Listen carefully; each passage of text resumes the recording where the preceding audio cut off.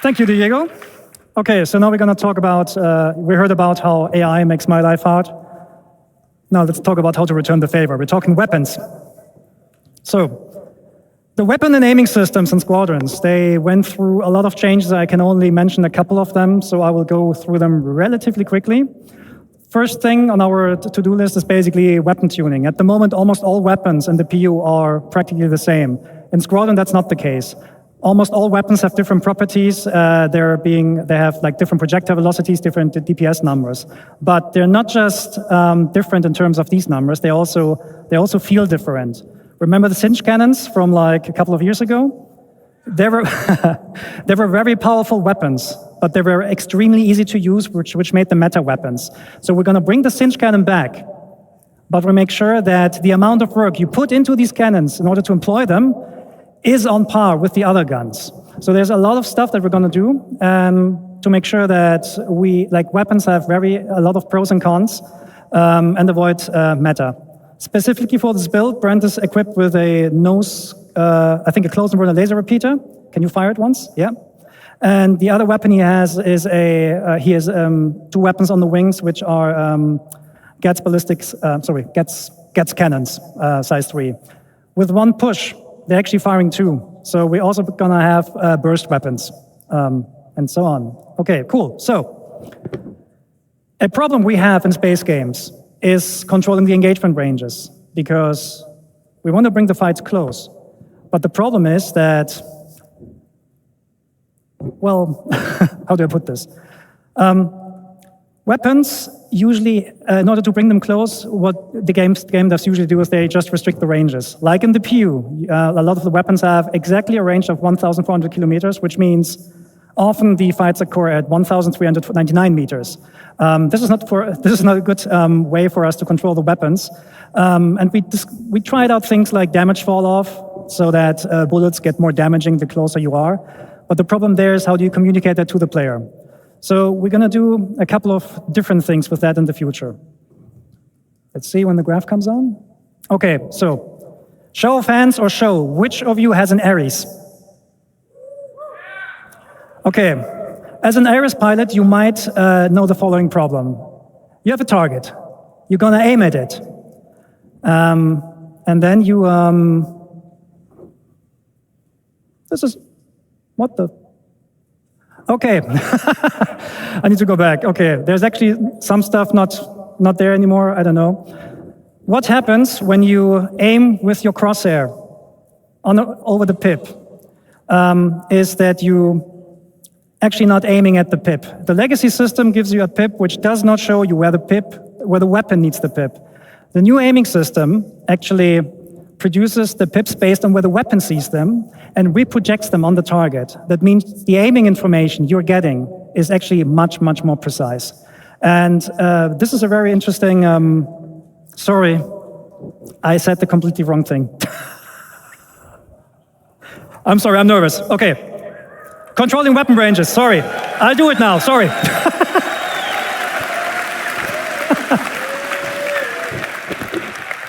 Okay, I'm sorry. Okay, controlling ranges. In the future, all the weapons will get much, much longer ranges. Size 1 weapons will fly to up to 5 or 6 kilometers before the despawn. The way how we do this, is we're adding spread.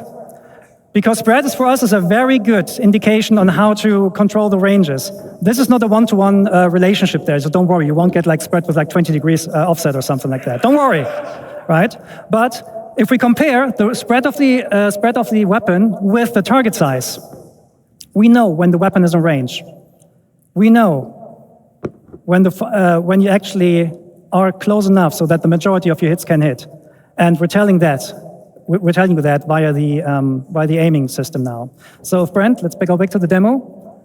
If you get a green pip and a green crosshair, it means you have a high chance of your weapons hitting the target.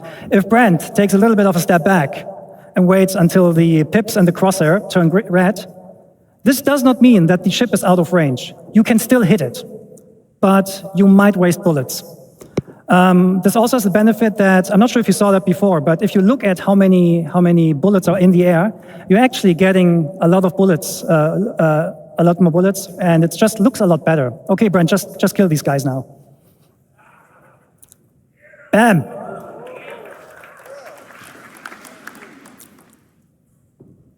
Oh, well. Okay, so that was this one. Okay, a thing you might have seen is that Brent is loaded with size 3 guns on size 3 gimbals. That means we're removing the N-1 system.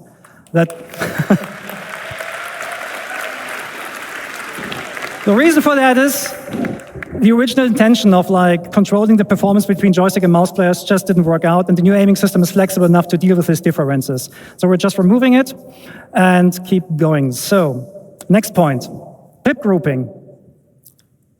If you have different weapons with different projectile velocities, you will get different pips. Because merging the pips makes no sense for us anymore, because the weapons are going to have vastly different projectile speeds. So if Brent, for example, enables all the weapons now, you get separate pips. So let's talk a bit about pip optimizations here. And this is the thing I messed up before. Again, who is an Aries? If you aim at your target, you get a pip, right? Your Aries owners know that. You aim at the pip, you shoot, you miss. And this is because the pip is not being shown where you need it. In the future, we're actually offsetting the pip where the weapon sees it and then reproject this onto the crosshair.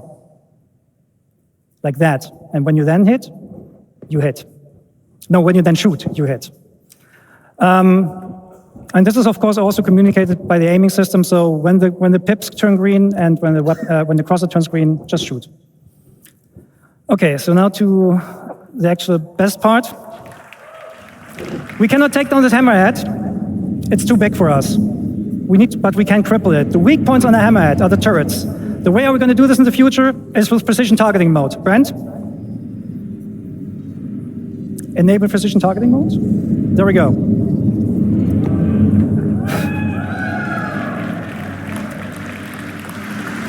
What this does, it does 3 things. You get this full zoom on the target. You get a lower RPM of your weapons, which increases or decreases the spreads for more precision, and you get the painting mechanic. Anywhere where you put your crosshair on that ship, it will tell the gimbal system where to aim at. So if Brent now attacks the turrets, your aiming system will automatically lead the shots.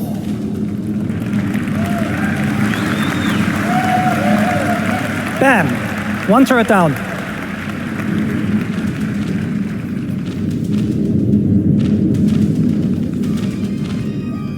Okay, so this hammerhead now understood that it's not good, it doesn't stand a chance right now, but this will be the way how you in the future will fight against sub-targets and so on.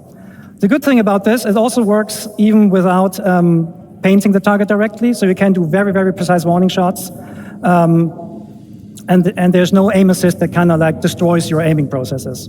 Okay, so the fight is now over. Sorry, I need to rush this a little bit because I messed up stuff before. And we're going to look at Pyro 3.